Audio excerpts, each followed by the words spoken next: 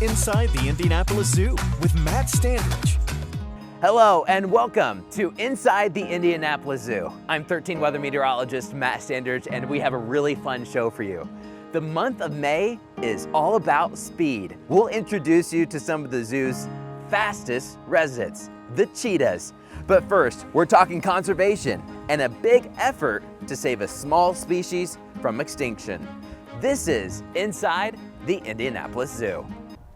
One of the best parts about the Indianapolis Zoo is their mission towards conservation and saving the wild in wild places. And that's exactly why I wanted to bring in Coordinator of Freshwater Conservation, Dr. Monica Berm. It's great to see you. Good to see you, Matt. So we're talking about a very special beetle, which, by the way, was in the Uproar Conservation Challenge. It was, yeah, it made it to round 2 in the Uproar Conservation Challenge. And what's the name of this beetle? It's the American Burying Beetle. Okay, tell me a little bit about this beetle and what makes it so special. Right, so this, as the name suggests, this beetle buries stuff. What it specifically buries is carcasses. So this beetle, as the folks who work on it call it, has the ick and the awe factor. The ick factor probably being the fact that it goes out looking for carcasses to bury in the soil to feed its young on. The awe factor is, I suppose, so that's cool, right? I mean, I think that's cool. Yeah. That is pretty awesome. And so, yeah, this species is a species native to the US. Okay, walk me through, let's say we're in the forest where the American Burying Beetle is. There's a carcass. Do they all go towards it and start, how does this process work? How do they do what they do? So the thing is, they have to be quick, right? Because they want to be at the carcass first, because they want it for their young, Sure. right? So they essentially, they can detect carcasses over quite large distances and then fly over to them and start digging them up. And they have to get there quick, because they're obviously competing with other mammals who might want to get to the carcass, other critters that might want to get to the carcass. So for a burying beetle, be quick and start digging is, I suppose, sort of the first thing that you need to do. And the fact that they can do this as a beetle and be relatively swift and actually detect where those carcasses are over vast distances is pretty cool. And there's a reason why we're talking about this today, because you have had your hand in some of the conservation work. Can you kind of explain, what have you been doing for the American Burying Beetle? We looked at the status and what we've got out there on the IUCN Red List for the American Burying Beetle, and it was vastly out of date, so we had to go and update this, because the species is really crucial for our ecosystems, and we also really need to make sure that when it comes to conservation planning and action, all the information is up to date and that we know how to move forward for this species. So there's been a little bit of improvement, would you say? I think there's not so much improvement. Okay. And this is where the story gets really complicated. Sure. Or not so much, but a lot of the declines in the American Burying Beetle are actually sort of historic. They happened quite a long time ago, so they no longer feature in the assessment for the current extinction risk of that species, because those have happened. And now actually what's happening is the few remaining populations are actually relatively stable. And so when it comes to assessing it, it looks like, oh, great, right? This is great news for the beetle, because lower extinction risk. However, what we found is actually when we look further ahead, it's probably going to suffer even more from climate change related threats. There's already some climate change modeling that maybe in future actually it will once again undergo severe declines. So conservationists are trying to bring them back, stabilize them. What are things that we can do possibly to help the American Burying Beetle? Yeah, I think first and foremost, it's what people have already done when they started voting. Here's the picture of it when they started voting in our Uproar Conservation Challenge that this beetle was a species in. Understanding what it does and educating yourself about these cool species that might have stories that are a little bit icky, but are actually absolutely wonderful and very crucial for how our ecosystems and our habitats function, right? We have dead carcasses, they need to be removed, nutrients need to be recycled, right? So these guys are doing really important work for us. The other thing, of course, is that habitat loss is always a massive issue for these species as well as lots of other beetles, other inverts. So just being more mindful of what we put out there into our world, or in terms of fertilizers and so on, is really, really important. Of course, not everybody lives where the burying beetle is, but if you are in areas where burying beetles are still prevalent, then that's something to look out for. And if not, there are various zoos and aquariums to support that help species like the burying beetle, that people can get involved in and educate themselves more and talk about it. Talk about the ick factor, but the awe factor as Sure. well of these cool creatures. There's both. There's both, precisely. And I think that's just absolutely wonderful and cool, right? Well, I absolutely love how the Indianapolis Zoo, I mean, you've got a lot of different tasks already, but this is really the conservation and work in action with the zoo. You get a chance to help being on these boards and committees and help these species. Yeah, absolutely, and it's a wonderful privilege to do that as well. And like I said, not everything about conservation is being out in the field getting mucky. A lot of it actually is sitting in meetings and sitting in groups and getting folks coordinated to do stuff.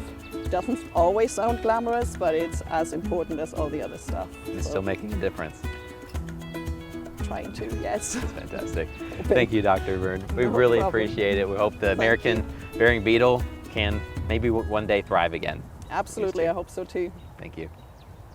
There's always so much happening at the Indianapolis Zoo, including over here where we're standing by the Simon Skjodt IOC. I'm joined with Executive Vice President and COO of the Indianapolis Zoo, John Gullion. It's great to Thanks, see you Matt, for today. having Can you explain what's going on with the Skyride, the deconstruction of it? Absolutely. We're actually taking down the Skyride, which has been here since 2014.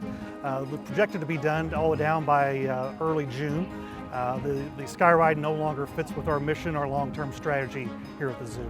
So in this area, do visitors need to know, will there be any impacts? We'll have some visit? temporary closures, but we'll have some modifications. And if you look online on our website, we'll have all the updates as far as what areas that might be closed or what different paths be open for the days. So when something comes down, though, there could be a future ahead. Oh, there's going to be something exciting. We're still planning on that, but we're looking forward to sharing it sometime soon. Thank you, John, so much. I Thank you. appreciate the update. Okay, thank you. The month of May is all about speed. We'll introduce you to some of the zoo's fastest residents, the cheetahs.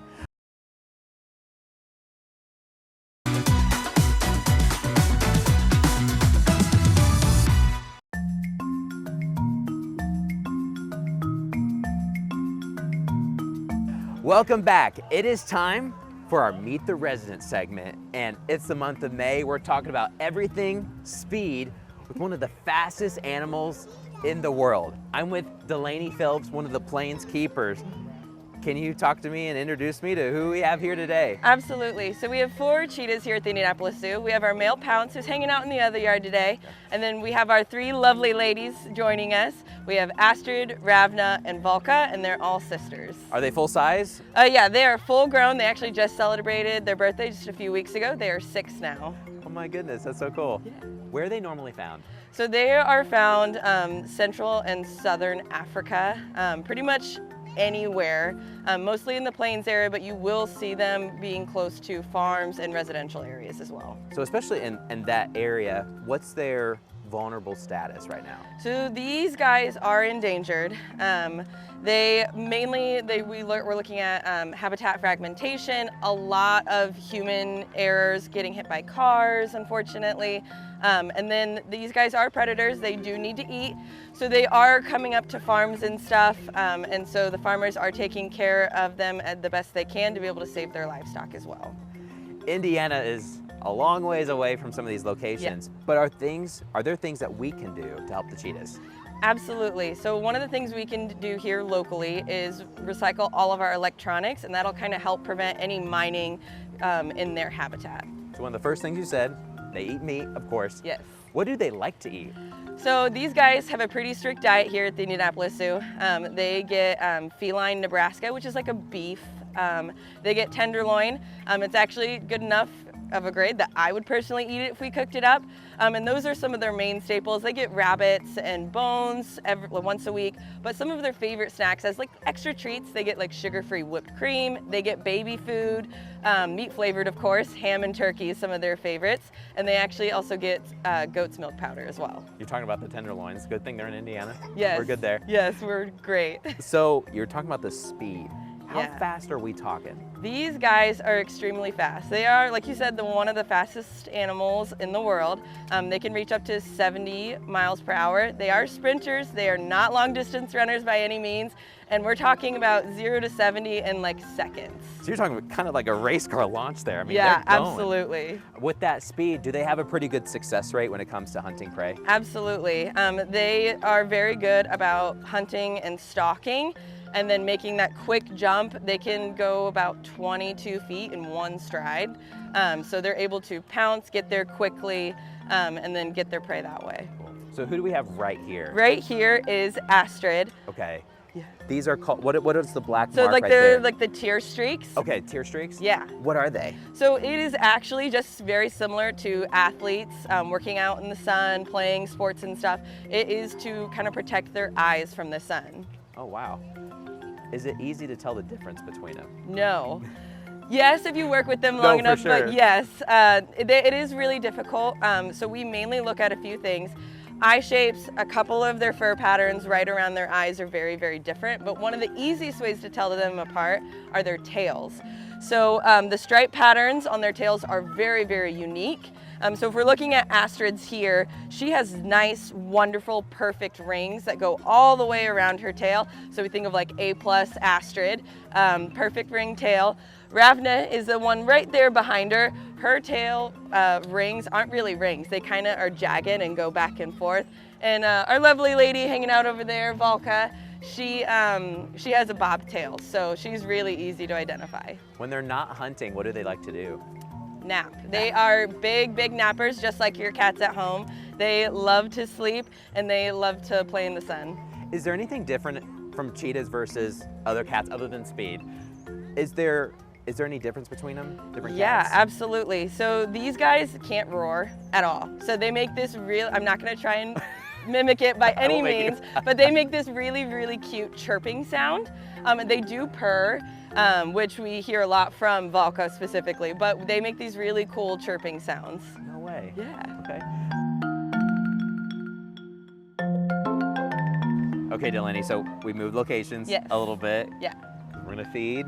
Yep, the we're gonna do cheetahs. something fun today. Can you remind us, in this spot particularly, what do visitors need to know about food? Yeah, absolutely. So this is a very special occasion. These guys have very strict diets, so we want to make sure that only keepers or special guests are interacting with the cheetahs with food in any way. Right. You can get great food at the zoo. Absolutely. Do not be throwing it in. Yeah, eat it Okay. yourself. Okay. All right. So, what would be the strategy here? We've got which cheetah is that, That's by the way? Valka. Volca. Okay. Yeah. What should we do? What's the strategy? So you're just gonna take a piece of chunk meat and then you're just gonna try and lob it next to her, and then hopefully she'll see it coming, and then she'll Okay. see it bounce and roll and stuff. All right. You ready to give it a whirl? Absolutely. I've never fed a cheetah before. Oh, she saw it. Oh. Oh, she might. She's almost there. There she Ah, goes. okay. Okay. Yeah, Sweet. absolutely. Feel free to toss all of this. Okay.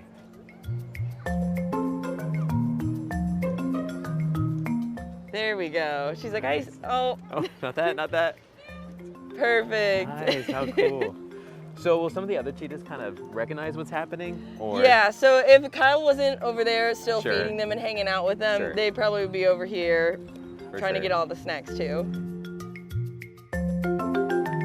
So, when they're not hunting or they're not taking a nap, you guys, what I love about the Indianapolis Zoo is that there's so much enrichment for some of these animals. Yeah. Can you talk about the enrichment for the cheetahs? Absolutely. So these guys have amazing eyesight. So historically, it's been really difficult to enrich these guys because they like to do everything. They use their eyesight a lot. So some of the things that we do for them is we provide spices, extracts, and perfumes. That kind of lets them interact with different senses that they normally don't use. And then they get a lot of food enrichment. They can get quail or chicks. And then we also provide like larger enrichment like tires, hard plastic toys, that kind of stuff. Sure. I'm going to throw this one random at you. Okay. If there was another animal at the zoo that would be their best friend, who would it be? They are pretty close-knit group, so it'd be kind of just like, I don't want to call them cliquey, but they're really, really close and they like their little group. So when we're talking about groups of cheetahs, do they normally like to stay in groups? The females, not typically. So out in the wild, females will typically be solitary. The males are the ones that kind of buddy up with their brothers. And then once it's breeding season and stuff, or time to breed, the female will choose one of the males, and then they'll go off, have some fun, and then the boys will go back together, and then the female cheetah will raise the young all on her own. Sure, that's really cool. Yeah. So when it comes to unique facts, something that you know that maybe surprises most folks about the cheetahs, what would that be? So generally, everyone is always really surprised about the speed. How fast? How fast they really are. Everyone knows that cheetahs are really fast and they look fast on TV, but like when we actually put a number to it, them being able to keep up with cars on the interstate around Indy really blows their mind. That's incredibly fast. Yeah. So I like to ask this for every single animal that we meet. If they were in charge of the 7-day forecast, what would they put on it? This weather, so 60s, 70s, sunny, a little bit of wind is perfect. It's not too hot, it's not too cold. They're just able to lay out in the sun, go in the shade, and just hang out. So they're happy campers today. Absolutely. Thank you, Delaney, so much for getting to meet the cheetahs. They're beautiful creatures and so cool. And they're here at the Indianapolis Zoo. Thank you so much. Of course. We really appreciate it. Well, that's this month's episode. We're looking forward to see you next month. We'll see you next time.